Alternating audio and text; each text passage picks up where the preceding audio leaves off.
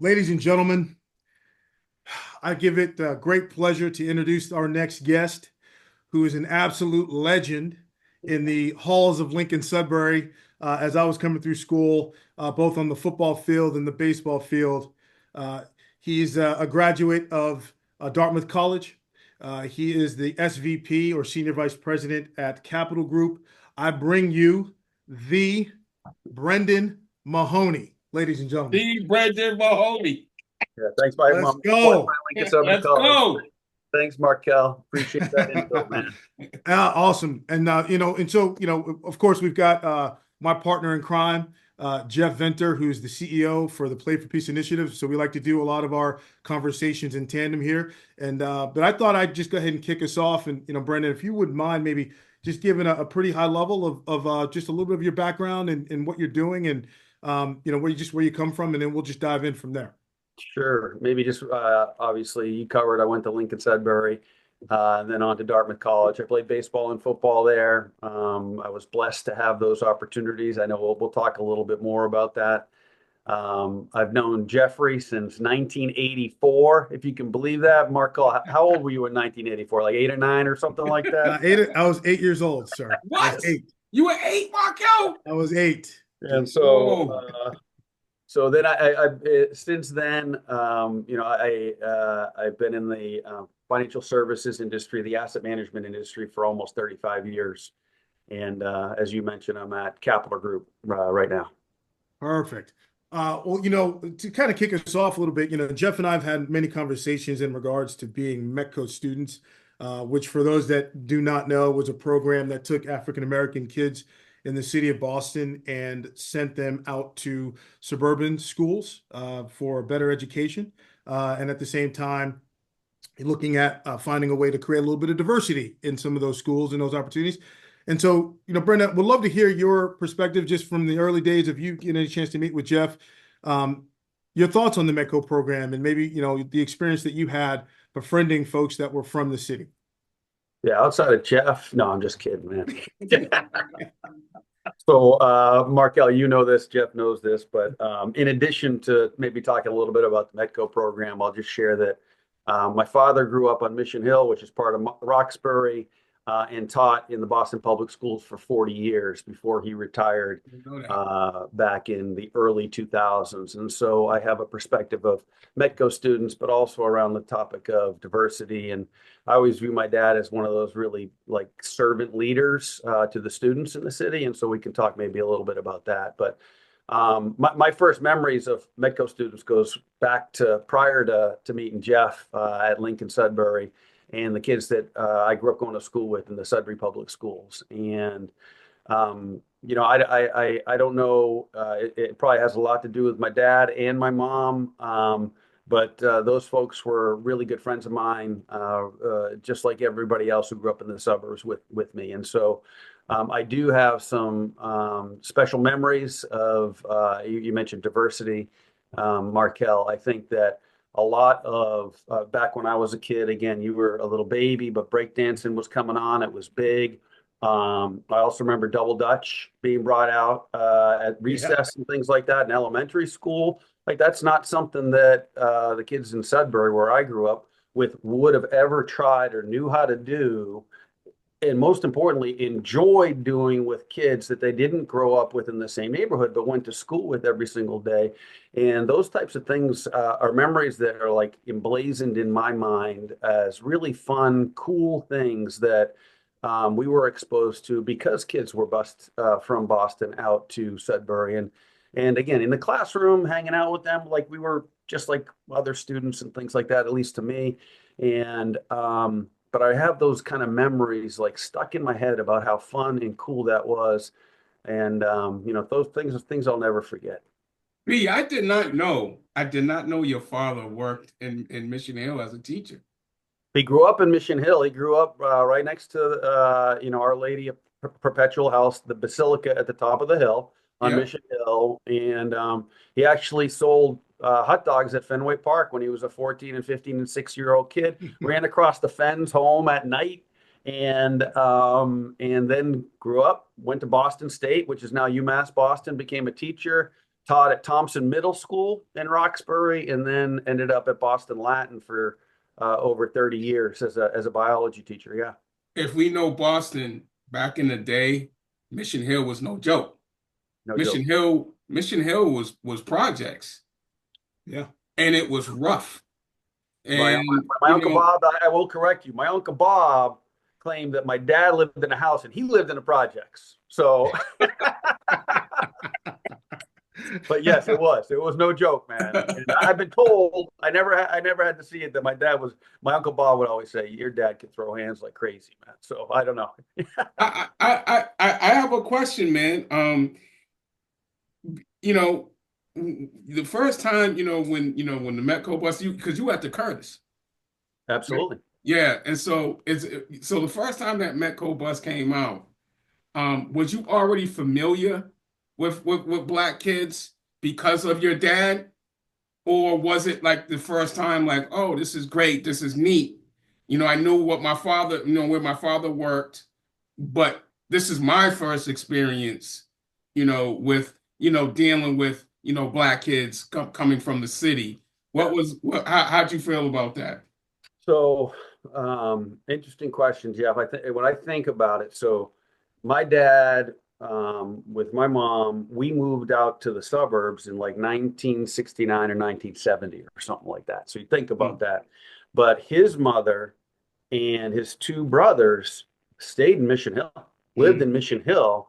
And my grandmother passed away in 1996. She was still living in Mission Hill.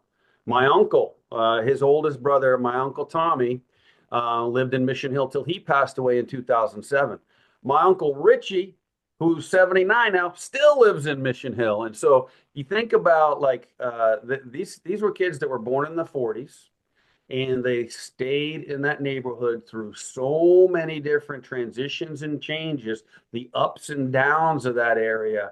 My Uncle Richie now, who's the one that still lives on Mission Hill, he always points out to me, he goes on like Zillow on his computer and looks at their old house, and he's like, can you believe someone has to pay $1 million for that piece of, you know what?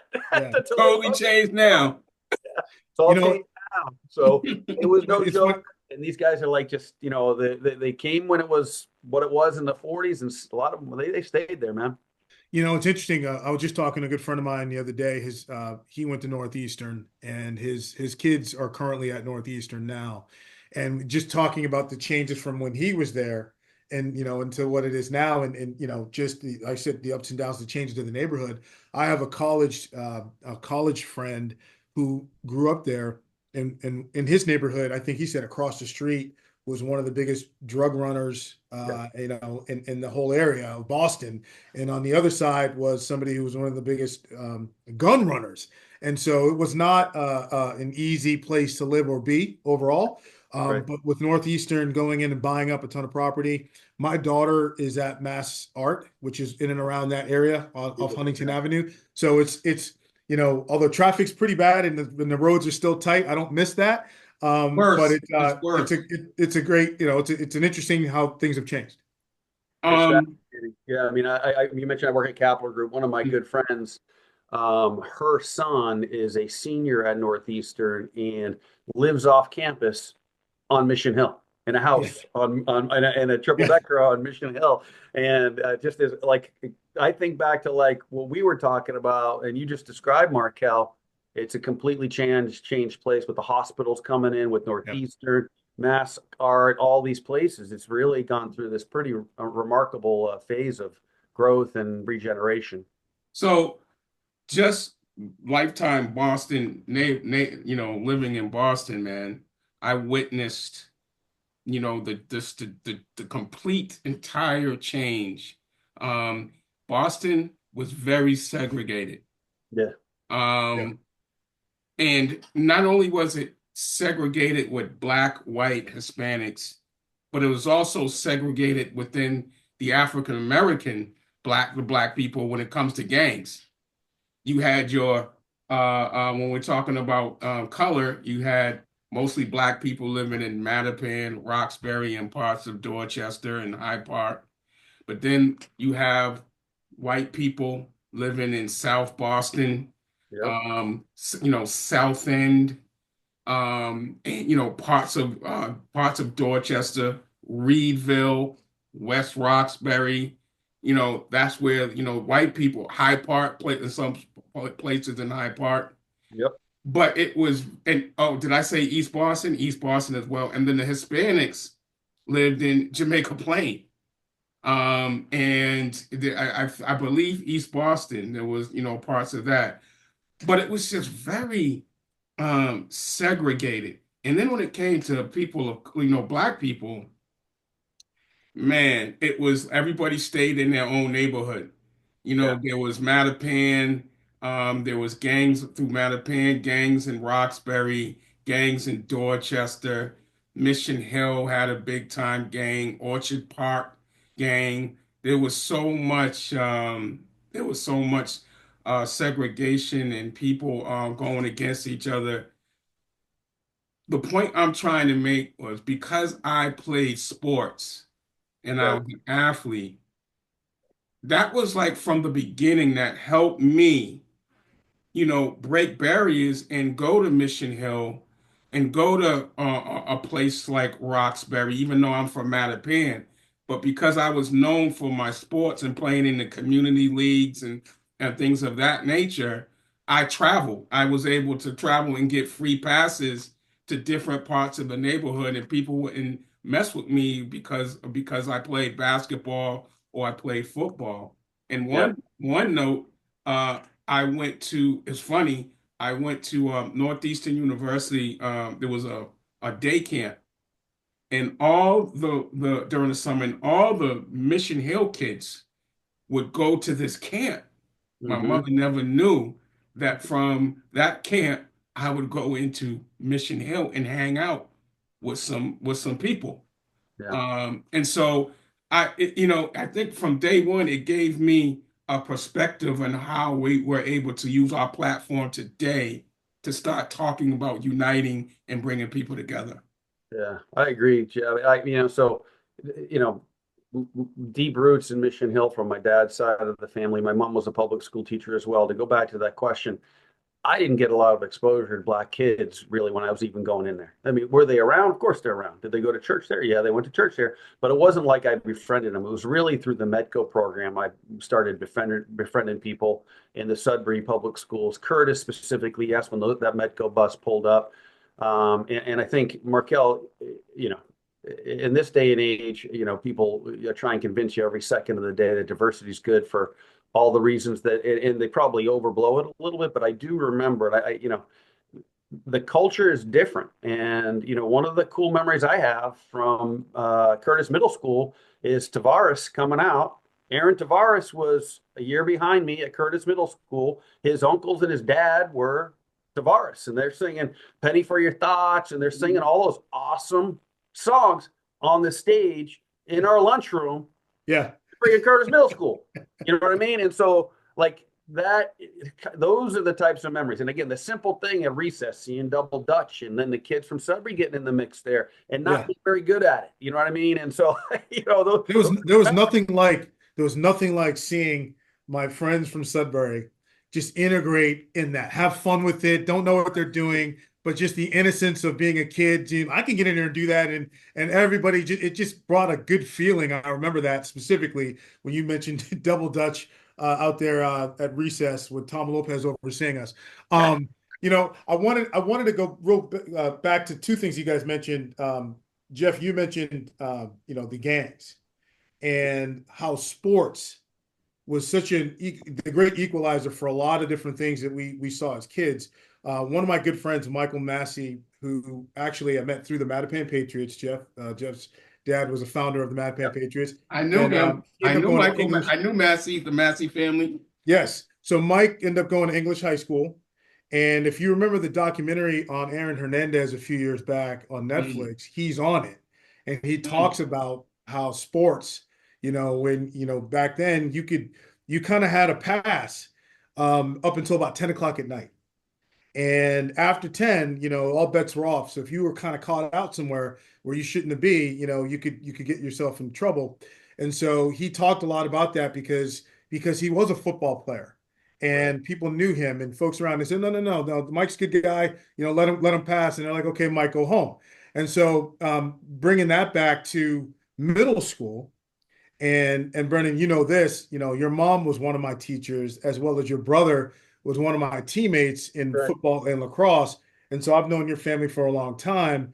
And, I thought like the culture change, as you pointed out, like when you see kids coming off the bus and singing different music and being involved in different things, especially, in the early in the mid 80s when, there was such these different barriers.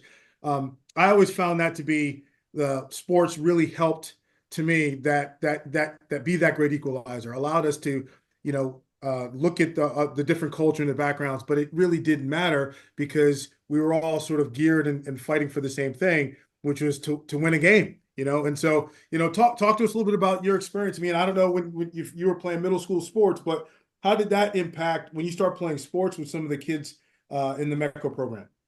Yeah, I mean, you just triggered something for me, Markel. First of all, definitely the top left, right guard and right tackle, and Lincoln-Sudbury High School, my brother and you.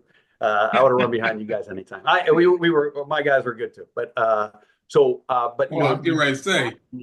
when you mentioned lacrosse, so I played baseball in high school and college, but my little brother and my little sister both played lacrosse. You guys, my brother, you, Markel, played on a state championship lacrosse team. My sister played on two. Our neighbor across the street was a gentleman by the name of Guy Bryant, and there were not a lot of black families in Sudbury. The Bryants were black. They grew up in the ranch across the street from where we grew up, and he was a lacrosse player. Now, I don't know how many black kids in Massachusetts were playing lacrosse in like 1978, 79, because he's 3 or 4 years ahead of me in the early 80s. But I remember Guy, he was a long stick defenseman like you and Brian, and he was out there hammering his garage door all the time. And so and then we get to high school, and instead of just Guy and the Metco kids, there's a far more widespread and higher percentage of kids that we started playing sports with and doing stuff with. Yeah. I it was a little easier, by the way, just because we had a funded late bus in high school. Yeah, right. Versus, I remember wanting to play basketball and do some things, but I didn't have a way to get home, after practice on a daily basis. I mean, it'd be one thing on the weekends, but during the week, you had to get back and get some stuff done. So we didn't have a funded late bus until high school. Yeah, I can remember my mom walking me through like the day in the life of somebody like you or somebody like Jeff. They're getting on the bus and you're still in bed. It is dark out when they're getting on that bus. They come out, and by the time they get to school, they're already tired. They go to school all day, and then they play sports, and then they don't get home until after you're done eating dinner. And I remember my mom walking me through that. Like you said, she's, if I had $1 for every note I got from a kid that had her in school or a parent saying she's the greatest person they've ever met and the greatest teacher she had, I would have, I'd be a gajillionaire. But I remember her walking me through that, Markel, and what that commitment meant for you guys coming out. Because as a kid, you don't think about that. You think about, these are my friends. I'm hanging with them. They're great athletes. They're fun to be around. Two of my favorite ever were Jeff and Rodney Chance. And, as Jeff knows, Jeff was goofy and Rodney was way goofier, man. Jeff was like the straight man. and brother Rodney, he's, out there doing who knows what. Everybody knew when we were coming. I mean, it was something. And Rodney, people got annoyed with Rodney, but they would use me as the buffer. Well, I never got annoyed with Rodney because nobody ever threw a lead block like Rodney Chance, man. That dude would knock people out left and right, and that scrawny arms of his and scrawny legs, but he packed a punch. And I love that kid. And from the moment I met him, their class behind me, right? Markel, Jeff, and Rodney, Tex, and all those guys were a class behind me. But to your point about kind of making a little bit about sports, for me, it was really no different. It was, they're my friends, they're my teammates. They're great at what they did. And I was just a kid trying to do my best at what I was supposed to be doing. But it certainly broadened the experience that I had from just growing up like baseball. There weren't a lot of Metco kids that played baseball, and so that was Yeah. primarily Sudbury kids. Yep. And it was a little bit different than football. Brendan, I got a question for you. Yeah. In our last podcast, we were talking about even at the high school, the cafeteria was kind of segregated. Absolutely. Remember that? Yeah. Remember in the morning, especially in the morning. Yeah. I remember you always sat in the ramp, at the ramp. When they Did had you the ramp. in the ramp? Well, was it at the ramp or on the ramp? On the ramp, whatever. They tore it down like I don't remember, a couple years into my experience there. But that was your hangout. I remember you, Joe Sims, everybody would hang out there. Did you notice that? Did you notice that segregation? So I don't know if I hung out all the way on all the time on the ramp, because remember, I mean, I'm married to my high school sweetheart. We started dating in 1985. She's your class, Jeff. So I was out mixing with the youngins a lot of the time Yeah. too. But, and so yeah, Lauren was out there, so I was out there, and so I do remember the ramp. I also remember the black bench sitting out. Remember Yes. that out in front of the Yeah. cafeteria? I do. There who sat on the ramp. There was like a kind of a caste system of seniority. The Yeah. older you were allowed to sit in certain spots. I do remember, in the cafeteria, especially in the morning, because I mean, I ate breakfast at LS. I don't know. I think you guys probably ate in the bus or when you got there. I don't know. But down that far end is where most of the Metco kids sat. Right. Yes. that. That's And exactly so, what I mean. Yeah. yeah, I remember. That's funny. You just triggered that memory for me. And Markel, I don't know, was that way for you guys when you came in 7 or 8 years after us, but I Yeah. do remember that, Jeff. It was, you had a lot of the Metco students in the CAF would be, like I said, closer to the door entrance Yeah. coming in. Because that's And where they then came a in. lot the athletes and seniors were typically by the wall that had the LS, and I always see pictures of us as athletes in our game day jerseys Yeah. are over by that wall, just kind of, so there was definitely a pecking order. And I even remember in college, it was funny, like all the black guys kind of sat with each other, and we're all, friends and teammates, but it's just that breaking bread and what you were comfortable with. And so my experience going to school and going through Metco was that I could float in different groups and communities very easily, very comfortably. And I think, Jeff, you mentioned that in the previous a previous video. And so I love that about my experience. Me too. This day. Yeah, I love it. Like people they just don't understand. And sometimes I don't understand. Not everybody had that experience or feels that way. I have relatives that, grew up in the South. My parents are from the South, when during segregation and they have, negative experiences. And so I hear them talk and I'm like, well, let me add a little different perspective. Let me talk to you about the experiences I had and how people really helped take care of me. And you don't think about it as a kid. You're just hanging out with your friends, but they're buying the orange juice. I used to get orange juice all the time. They're giving you dinner. They're taking care of you. They're shuffling you around from place to place. And so my parents were always very thankful for those families and friends specifically that frankly, I don't know if it happens without them, the same way. So, I mean, just like Brendan was saying, Markel, you and I, we didn't see the light until springtime. Right. Yeah, dark. It was dark in the morning, and then we get on the bus, and then we went through the day, and then it was dark after practice, and we get on the bus and go home. You know what I mean? So we never saw our Mattapan where we lived until springtime. My friends didn't see me until spring and summertime. yeah. And it was the support though of the families that I grew up with out in Sudbury that I don't think it would have happened for me unless they took me in the way they took me in. Yeah. I mean, people were so generous, man. They were fighting over. They were mad at me because I was staying at their house, and I was trying to be, stay at one person's house 1 week, and then one person, my home base was the Devaney's.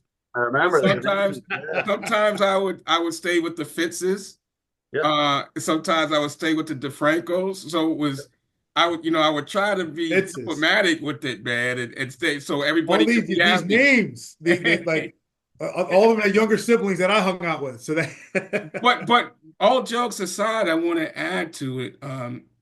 Some kids, and I'm just talking about Metco, had a hard time adjusting yeah, if they did not play sports. So there's a different perspective, Interesting. especially when kids who didn't go through the kindergarten system, first grade and elementary, but kids who just got into high school, coming from a Boston public school, there were some people having rough times Absolutely. as far as identity and adjusting to the black white thing, and so there was a lot of that going on too. Um, Yep. so no, that's why I go back to hugging and loving sports, because yeah. sports is the equalizer. You know what I mean? It really allowed me to make friends and look at people like they didn't have color. Yeah. I Well, mean, you know, that's a good segue, Jeff. I wanted to, so Brendan is one of the big things we talk about as the Wealth Building Project in partnership with the Play for Peace initiative yeah, is, we love to obviously talk about and focus on financial literacy. We like to talk about personal development and community empowerment, right? And so, when you made your transition into college and you're playing sports, could you just share with the audience maybe a little bit about some of the skills, what did sports teach you? Because we know, like, when we think of financial literacy and kids learning through competition, learning through sports, I mean, that's a big thing for us, especially on the middle school kids. They don't want to listen to somebody lecture for an hour on financial literacy. right. Um, but share with us a little bit just on some of the skills that you learn that you benefit in your life from playing sports.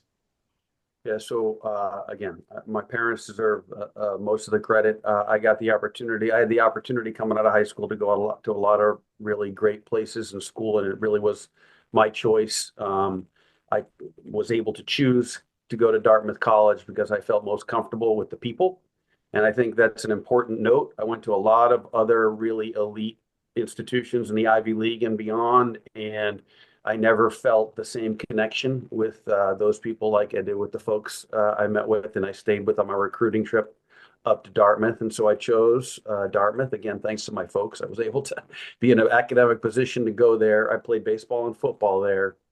Um, and one of the things that I learned back then as a freshman in football, you had to play freshman football. They hadn't gone to being able to play varsity as a freshman. And so in high school, I'm 5'8", I'm unfortunately like 200 pounds now, but I wasn't 200 pounds back then. I was probably a $170 showing up my sophomore year. Strong, throw me under the bench, throw me in a squat rack, I could do fine. Fast, tough, athletic.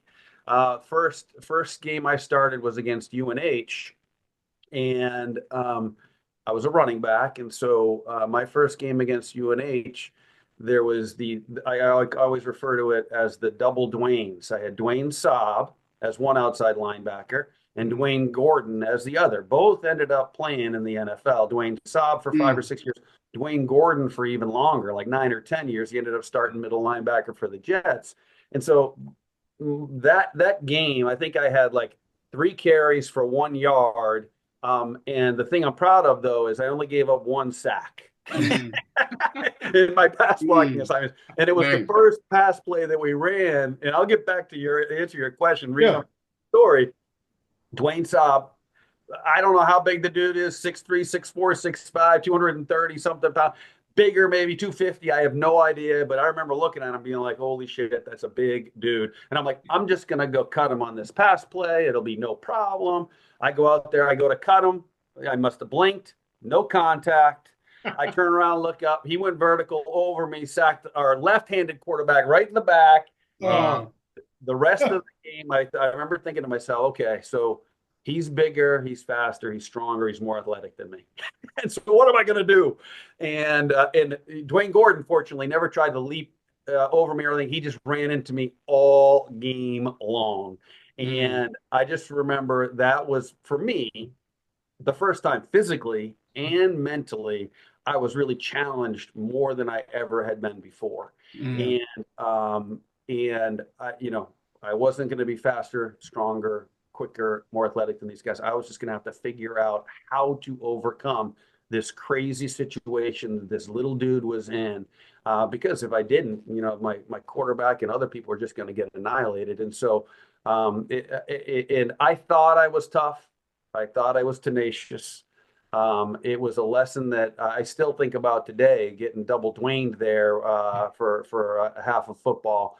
Yeah. And for me, to back to your question, Markel, but like that is one of the lessons that I learned playing college football, certainly, is that sometimes you just got to figure it out. You're not going to be necessarily the best at any aspect of the game. You just got to figure out how to prevent or how to succeed regardless of the situation. Some of the other things I remember, and you guys being athletes know this as well, but the hard work, there's no replacing anything for hard work.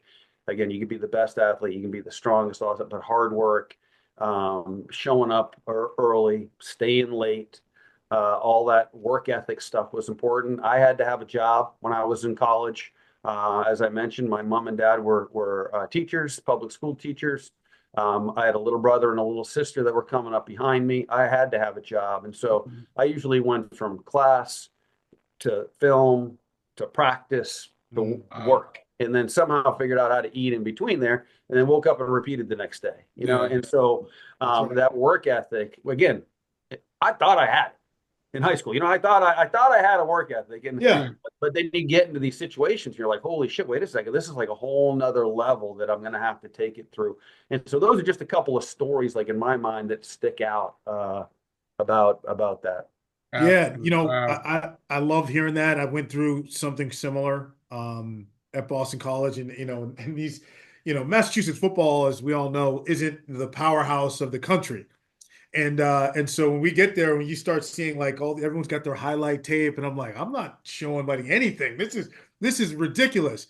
But that first, we had 2 weeks of camp. That first week of camp was just getting absolutely butchered. I had no technique playing linebacker. I'm like, what do I do? Obviously, don't know the playbook at that time, and I was smaller. I was tall and skinny, and so I could run. But taking on blocks, just didn't have any technique.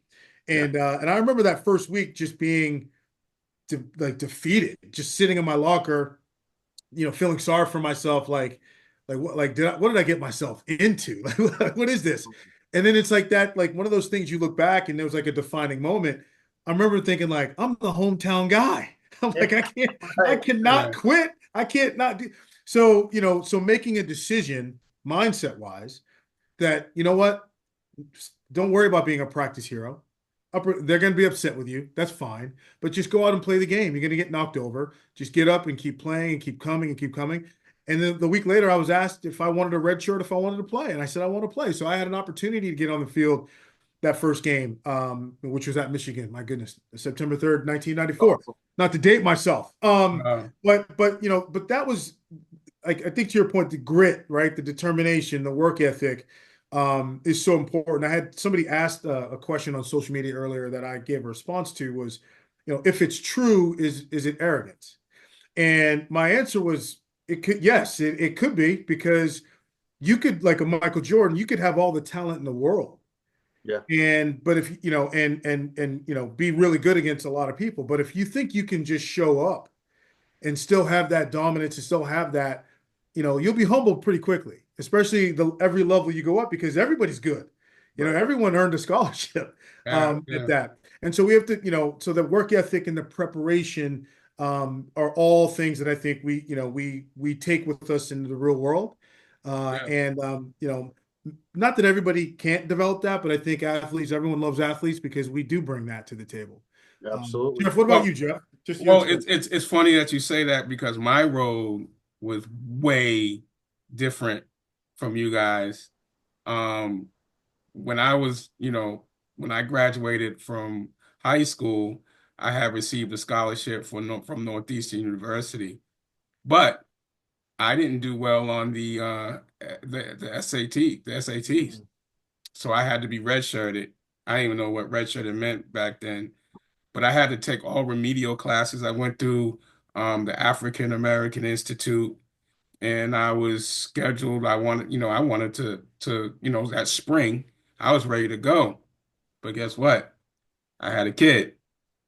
I Mm. remember. So uh everything, the whole world just fell on my shoulders at that point. I was raised from a two-parent household. I knew what it meant to take care of your child. And so I gave up football for the time period because it was more important to get my education and to get a job and to take care of my kid. But everything that I learned, the work ethic you talk about, I was able to install in the real world sooner. You know what I mean? When the kid, when that life, oh man, God, you're gonna have a kid, man. It's what do you do from there, man? Changes the game. I think I cried. I cried for like I just cried. I felt like a failure. The way the ego kicked in, everybody, the way everyone treated me through my years of growing up as the next thing, coming out of the neighborhood, and I just felt I was a failure at that point. But, when you have family, when you have people, supporting you, and by the way, Bill Devaney became the godfather of my child. And so, I had that support. So having, family and friends and family sticking with it I was able to get through that time. And you know, I was able to graduate, and I played a little semi-pro football afterwards to get my fix. But my road was a little bit different than you two. I remember. I remember running in when I was the assistant baseball coach at Northeastern. I remember running into you on the campus a bunch of I times. remember that. Yeah, I remember that, man. My whole focus was to get through school yep. and get a job and take care of my son. Well, So I was locked in on that. it's funny. The one of the things that I like to talk a lot about is mindset, right? And what, sports gave me a certain mindset to be able to do the things that I do in and around business and communicating and connecting with people. And I think when we look at the kids that we're looking to serve, part of for me is helping them to develop the mindset to attack things because we all going to come from different backgrounds and situations, and I think we have to work hard to have sympathy and empathy where we can. At the same time, I believe wholeheartedly that you know putting yourself in difficult situations, not too difficult because then you can go down the wrong rabbit hole, but being able to have some of that stress, some of that pressure, to be able to tackle some of the things that we do. We want to make life better for folks. And part of that is financial literacy. It's, a positive mindset, a positive environment, and helping us do that. So that leads me to believe, we wanted to make sure we talked about, the Play for Peace initiative and its origins. And Jeff, I'll let you kind of ask that question, but I wanted to make sure that we covered, just P for P, maybe a little bit of the background for both of you, because Brendan is a day one when it comes to the formation of that. But why don't you go ahead and start and get us started? Well, what I mean by Brendan being day one, Brendan was with me in my first nonprofit venture called Student Athletes Rising, and that was very Okay. successful too. That was created out of sports and education. When I, by the way, I was a high school football coach, if you guys can even believe that. And you know what I mean? So I coached after John D. O'Brien, and I felt as though there was a need for me to connect academics with sports. Man, my kids were failing at the high school, man. They were just striving to get C- averages, man. So I kind of had a defining moment where I was like, you know what, there's more to this than me coaching high school football. Let me start this nonprofit. And sure enough, I don't know how it happened, but Brendan got into it with me. He became a board member, and he just supported me along with my other classmates through its entirety. And it was an amazing experience. And I think it just led up to the Play for Peace initiative. And I got burnt out, man. I was done for a good 2 years. And then George Floyd happened. And like I was saying before, Markel and the other discussion, Tyrone Kroon, I started talking to him. This was right before the pandemic. And Brendan gave me a call. It was funny. After I spoke to Tyrone, Brendan called me out of the blue. And I just remember I was at my mother's house on Culver Street. I Yep. remember my mother was in the kitchen. My brother David was in the kitchen. And Brendan called me and he was like, Jeff, man, I just remember he was like, yo, what can we do? It was out of frustration. I heard the frustration in his voice. And I think the thing is, there's so many nonprofit entities that you want to give back, but then you don't know where your money's going. So I can understand that's a lot of people will donate and they don't know if they don't feel as though they're making a difference or not. And so I was honored that Brendan knew how I worked and how he trusted me. He was able to say, hey, you know what, I'm gonna help out with what I have and put it into the Play for Peace initiative because he respected me and trusted me so much. And that we were going to do the right thing. And so since then, our band of brotherhoods and sisterhoods, we came together, man, and we built it from where it was, where we started from there and to we are now. And all of us have police officer friends, Mhm. and we felt as though they were getting a bad rap. And so we want to be intentional and develop this portfolio to be able to connect and bridge those gaps between the community and then our law enforcement partners as well. So I'm going to stop there. I'm gonna hand it over to B, and you can give us your perspective and how it went down for you. Yeah. I'm So curious, that call, before that call, what was I'll you tell you. thinking about? Yeah. So a few things. I think maybe to transition from the last topic to this topic. First of all, Mhm. we talked about work ethic and tenacity and just figuring out a way. We talked about my folks being public school teachers. So I learned, this isn't a religious thing, but I think a lot of religions talk about this. The more you give, the more you get. Mhm. And my parents were servant leaders. They were teachers. And I know factually in the notes when my dad passed away in 2008, the notes I got from kids who went to Thompson Middle School and Boston Mm. Latin about how important my dad was. Markel, comments like you made about my mom, how important my mom was in your development and to your academic and just human growth story. And I walk around town, I just people like hit me all, are you Mary Mahoney's son? Just what they've put into other people, Yeah. they got back. So I learned that lesson from them. Competitiveness, growing up with my little brother and little sister. My sister ended up being a two-sport All-American in college. My brother was a jet pilot in the Marine Corps. You know what I mean? Like Yeah. these are high level competitive people. We used to beat the shit out of each other when we were little. Thankfully, I was the oldest, so it was good for me. But I stopped when Brian got bigger than me. But the only reason I pulled those two, like servant leadership and the competitiveness, when so I've always loved and respected Jeff for, since we were kids, everything he represented, how he carried himself, just what he did, how he fought through, having a kid at an early age and going to Northeastern. And when I would run into him on campus, when I was the assistant baseball coach, it meant the world to me. Just seeing him thrive and succeed and fighting, it was awesome for me. Mhm. And then we stayed in touch. And the first charity, I do remember how you pulled me into it, Jeff. You pulled me in when we were in the DeFranco's basement. DeFranco's, Oh, I remember playing that. pool. We were playing pool in the basement. You gave me the rap on what you were thinking about, and I just said, "I'm all in, man. Like that is whatever you need. I And remember I that. love it.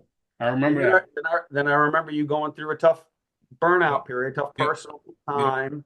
And we saw each other. Lincoln-Sudbury was playing. Was it Westwood in the Super Bowl? We saw each other. Yes, yes, yeah, Rodney and your yeah. brother, Rodney, yep. and we were there. They got And blown out, by the way. let's get blown out. but um, and then the George Floyd thing happens, the riots, the civil unrest happen, and the company I work for is full of the best people in the world, Yes. most well-intentioned people in the world, and this narrative around defund the police popped up that you Yes. mentioned, Jeff, and I'm talking to a lot of people who live in Los Angeles, and they're kind of buying into this, and I'm kind of like frustrated, like chief of police in Sudbury is a kid I grew up with. You know what I mean? Right. Scott Nix, he's former Marine, awesome person, would do anything for anybody. And I know that, and then I know a lot of other people as well. And I'm not comfortable. And then the response I got back one day that led to the frustration that Jeff, you alluded to was somebody said to me, we're in this debate, discussion, argument, whatever. They said, well, what else are you going to do? And it hit me, and I'm like, arguing with people, talking with people, that doesn't do anything to help anybody. Actually, like probably raises my blood pressure, probably going to kill me. And so I immediately hung up with that really well-intentioned person, and I called Jeff, Wow. and I said, Jeff, what are we going to do? I Right. remember asking you that question. I said, of all the people I know, you know how to bring people together. You know how to lead stuff like this. I said, I can do what I can do and I can bring my skills to the table, but what are we going to do? And that's kind of the origin story of how Wow. I I started never with knew Quick that. Initiative. Never knew Oh, that. I love it. I never I knew what love was behind that call. It was frustration, though. You know, it was frustration. So it. what else are we going to do? And I was like, holy cow, like I'm not doing anything. Right. And that's when we got after it. If not us, Well, I love hearing that because Jeff and I have been talking about this. We know we've had a very controversial election, and not to make this about politics, but there's strong opinions out there about a lot of different things. And I always say that, look, there's a kind of the things that you can control. And so you can vote, you can understand issues and you can have a good debate with folks because that's how we learn things when we have conversations with folks that look differently from us. But I think, or you can get into the game, you can get into politics, or you can get into into the community. yep, Um, and I thought that was for me, it's like to your point. I know that locally I can go help some kids. that's right. We can go coach some kids. We can go teach them some things. That will make a huge difference locally, much more to me than some, person at some large federal level in that regard. And so I try to instill that without being controversial. I don't like being controversial, but I do like for people to develop that mindset to say, hey, let's do something. Because Right, no matter what anybody says, no matter what anybody feels, we can all point to this. We right, made an impact. And Jeff, I'm going to say, one of the taglines that we have as a team is that, yeah, of course, we all want to make money. We're all out here hustling and working hard to provide for our families. But most people are out here chasing money, and we're going to chase impact. And Love so that's it. for right. the Wealth Building Project and the Play for Peace initiative, that has become a rallying cry for us is that we are chasing impact for what we can do in these communities. So you saying that without any of us knowing, that was the catalyst for you saying, hey, we got to figure something out Meant to here. be. The world's going in one way, and It's we've meant to got we've be. got power in our community. And I just 100%. have to say this because I wrote it down. Most people didn't have, for at least most people I've talked to, didn't seem to have the kind of relationships that we have coming from going to school in Sudbury or going to Right. I'm Lincoln-Sudbury. glad you said that. I all the time. Like everywhere. So sometimes I forget that. I'm talking to people and they're like, well, and I'm like, I love all my guys. I love my guys that were 10 years older. I love my Exactly. guys that were 10 years younger. And so that's an important aspect for us to remember. Hey, we have good people, and good people can really make a difference. And so that's what we're doing. I'm glad you said that, Markel, because I really believe that what's going on today with all the division that we are experiencing, we are built for this. I feel I'm a little spiritual, and not a little, I'm a lot. But I feel God really put us, I'm talking about you, Markel, Brendan, um, Lauren, our entire family, our entire class, everyone who has touched this program, this initiative, God has put us there to make a difference, and to use our platform to show the world who we are. And, for us, we've lived this every single day. And now what we're doing, the only thing we're doing is showing the world what we live and inviting the world to join us to really make a difference, man. We just getting started, man. We have a lot of work to do, man. Seriously, we have a lot of work to do. I got butterflies even thinking about it. You know what? After that election, I felt encouraged. I felt encouraged because we have an opportunity to really show our stuff. And I'm trying not to swear. You know what I'm saying? But we have an opportunity, man. Yeah. And let's go. Let's not turn our backs from people who think differently than you. You know, we need to face those people and have and invite discussions. You know, whatever side of the aisle that you're on, that's not what the P for P, Play for Peace initiative, the wealth building that's not what we're about. What we're about is to unite people and to bring people together. And let's use our platform to do so. Yeah. Yeah, what could be better than bringing people together around, like we talked about, the community, suburban, urban, first responders, police especially, but then also Markel, you mentioned financial literacy. Jeff just talked about it. I mean, I can remember graduating from Dartmouth College. I wanted to play baseball, assistant baseball coach at Northeastern. Professional baseball wasn't going to work out. I started looking for a job, and I realized immediately how financial illiterate I was. I knew that people had investment banking jobs, and I knew there were asset management and mutual fund companies, but quite frankly, I'd never taken much of a finance course that taught me any of that stuff. Me either. Yeah. And so that's a long time ago now. I think they've gotten a lot better, but not at like the high school and middle school and elementary school level. They don't teach this content at all to these people. And so the mission of like teaching people financial literacy, and I'll just share my career. I've devoted the past over 30 years to the retirement plan side of the industry. Yeah. And I think back how I gravitated to that is because I think about like outside of someone's home, their retirement plan is going to be the largest amount of money that they have accumulated by the time they need to use it. And so it was always that servant kind of mentality where I could help people get involved. And I have done a lot of education meetings with a lot of people who are older than us, younger than us, talking about the basics of, financial literacy and participating in your retirement plan. And nobody knows much about this at all. So it's always been something great professionally. I always felt like I was making a difference. You take it to what we're trying to do with, the Play for Peace initiative and the wealth building project, and it takes it to a whole nother level within the community, Markel, that you were talking about, like something that we can control. You know what I mean? We can get after and control how this gets implemented and start in one spot and just let it expand. I couldn't be more on board with the mission. It's just awesome. Yeah. Go ahead, Just Jeff. real quick, just to piggyback off you, B, it's the team that we've put together as well. I mean, if with we got two doctors on board, we Yep. have professional financial analysts on board, or what we want to call. I don't know the term, but we have such a dynamic team who kind of really is ahead of this new learning, and to be able to be a part of that and to see how dynamic this curriculum that we're building is, man. The world needs to watch out for us. Well, look, I'm a big believer in sort of a big mission, right? And we have one, and we want to get this, our curriculums and platforms into every school across the board, across the country, because, this is, I can't think of an argument for anyone that can't get behind this. Like what would it be? Who doesn't know? Everyone understands it. Let's just do something about it. And so that's a mission. And and I tell Jeff all the time, I'm evangelizing. We're evangelizing this because of how important it is. And lack thereof. I mean, we could have all probably started sooner or better, right? I mean, how do we teach the next generation to be making those investments?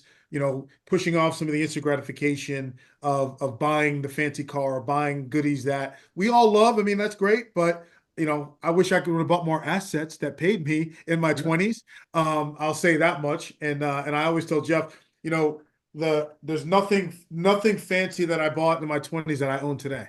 Not one thing. That's right. And so that's those are powerful statements that I think these kids in these communities and places that we're looking to serve need to hear and hear from all walks of everyone. So I think we can land a plane there. But at the end of the day, man, I really appreciate this. This was a phenomenal conversation. Brendan, I've like I said, I've been looking up to you way before you knew who I was. the stories and the stuff from middle school hallways up through my experience with LS and Coach Lopez and all the guys, whether you mentioned DeFranco's, the Devaney's, all these guys, Matt Scafidi, they're all people I looked up to coming up as well. And we have such a great family. So thank you for taking the time for us today. And we look forward to continue making that impact. Man, I appreciate you, B. Thanks for including me, guys. Markel, good to see you. Jeffrey, always good to see you, brother. And we'll catch you guys soon. Okay. Thank you. Awesome. All right.